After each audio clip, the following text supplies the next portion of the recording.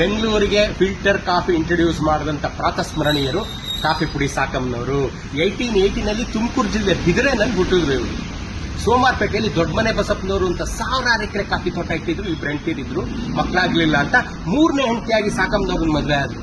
ಮದುವೆಯಾಗಿ 2 ವರ್ಷದ ದೊಡ್ಡಮನೆ ಬಸಪ್ಪನವ್ರು ತೀರ್ಕೊಂಡ್ಬಿಟ್ರು. ಆ 3 ಜನ ಹೆಂಡತಿಲಿ ಸಾಕಮ್ಮನವ್ರು ಚಿಕ್ಕವರು, ಇವರೊಬ್ಬರೇ ಎಜುಕೇಟೆಡ್. ಆ 1000 ಎಕರೆ ಕಾಫಿ ತೋಟ ಮೇಂಟೆನೆನ್ಸ್ ಇವ್ರ ಮೇಲೆ ಬಿತ್ತು.